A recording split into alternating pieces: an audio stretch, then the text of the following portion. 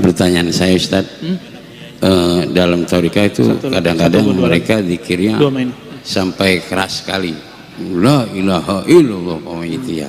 Itu kan kadang-kadang kalau yang dekat rumahnya itu kan merasa terganggu karena keras suaranya. Sedangkan di dalam Al-Quran itu Allah berfirman, ud'u rabbakum tadarru'an wa khufyah. Berdoalah kamu kepada Allah dan tadarru' dengan rendah hati, wa khufyah dengan suara yang samar-samar. Sementara banyak orang yang zikir dikeraskan, doa juga keras. Nah, itu yang sebetulnya yang bagaimana Ustaz, yang sebenarnya yang bagusnya yang mana itu? Apa jahar juga boleh, apa sir boleh? Kalau yang jahar itu dalilnya apa Ustaz? Kalau yang merujuk kepada Al-Quran kan harusnya kita itu kalau berdoa, berzikir ya khufyah, artinya khafi, secara pelan, secara samar-samar gitu ya. Baik. Itu aja Ustaz pertanyaannya. Wassalamualaikum warahmatullahi wabarakatuh. Atau nggak ada. Okay. Ini pertanyaan konfirmasi sebenarnya ya, karena antum kayaknya pengamal zikir keras juga. Itu nurnya nyambar-nyambar Pak.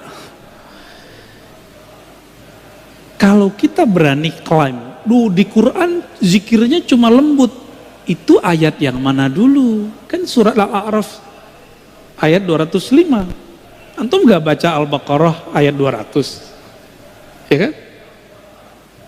Gak baca hadis Nabi, Sahih Bukhari, Sahih Muslim, atau hadis yang tadi, biraf'is saut. Siapa yang paling mengerti isi Quran? Ahlul Quran. Siapa yang menulis tentang adab ilmu Quran? Imam Nawawi, Tibyan. Beliau juga nulis tentang kumpulan zikir, indeks zikir, judulnya Al-Azkar, Al-Azkar An-Nawawiyah. Baca pengantarnya, dan itu sudah diterjemahkan kalau belum bisa bahasa Arab. Kalau yang udah bisa bahasa Arab, nikmati yang Arabnya. Apa kata beliau? Dikumpulkan, ini dalil zikir keras, ini dalil zikir lembut, dikumpulkan. Jadi orang-orang yang masih mempermasalahkan zikir keras nggak ada di Quran, itu orang nggak ngupdate ilmu, jahilnya murokab sudah.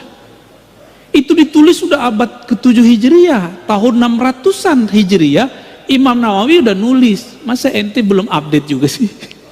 Gitu kita bilang, ngomong ke dia. Apa kata beliau? Zikir jahar, zikir sir, dua-duanya tidak boleh dipertentangkan. Karena dua-duanya sabit fil Quran. Dua-duanya ada di Quran. Terus gimana?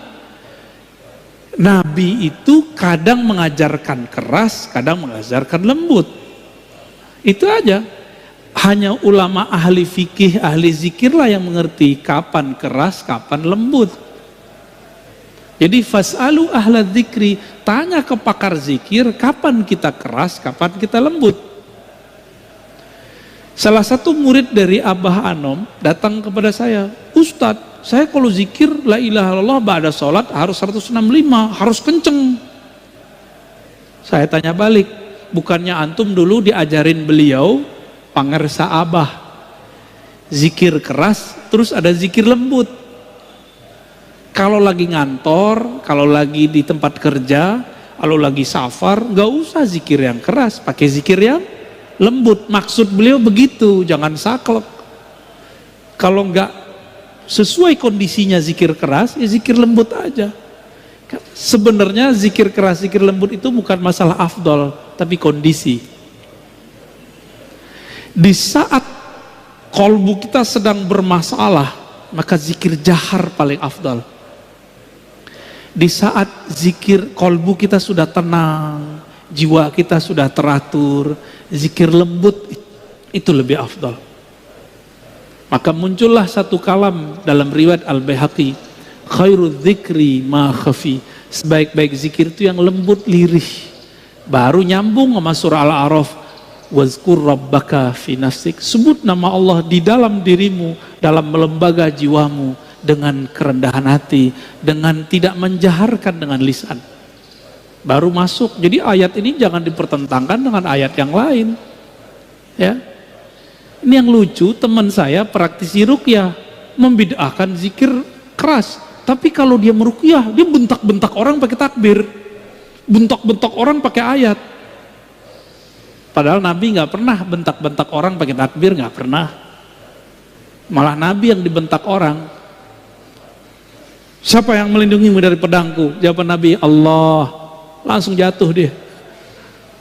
Jadi Nabi kalau baca Allah jadi pedang, Pak. Sakti. Kalau kita baca la ilaha illallah, takbir, udah berbuih, udah habis suara, nggak menang-menang juga. Kalah lagi. Berarti kita baru baca di lisan. Tentara Al-Mahdi di akhir zaman itu menaklukkan Rum cukup dengan takbir. Berarti takbir dia takbir yang mana tuh? Bukan takbir yang berisik, tapi takbir yang menggetarkan langit dan bumi, yang bersumber dari kolbu, terjun, tembus ke dalam kolbu. Jadi nggak ada masalah mau zikir keras, mau zikir lembut. Namun kalau tetangga kita terganggu, ya kasihan Pak, zikir lembut lah. Kecuali antum lagi mabuk zikir, ya. Apa kata Nabi? Uzkurullah hatta yakul, zikirlah kepada Allah hatta yakulal munafikun, sehingga orang munafik berkata, muraun, di riwayat kedua majnun, sampai orang munafik menuduh kamu gila atau ria, ya. Makanya dulu ada yang nanya di sini, mohon maaf langsung saya potong karena beliau sudah sepuh. Itu zikir hitung-hitungan, kenapa itu? Langsung saya mohon maaf saya potong langsung, kasihan. Masih ada beliau? Masih ada? Wah, kalau Ma'ani dia nggak mau ikut ngaji lagi. Nggak apa-apa ya. Itu kenapa? Masa seumur begitu masih suuzon sama orang zikir, ntar jadi munafik kata Nabi. Bahaya. Maka semoga semenjak saat itu dia tidak suuzon lagi sama orang yang berzikir. Kira-kira begitu. Wallahu a'lam bishawab.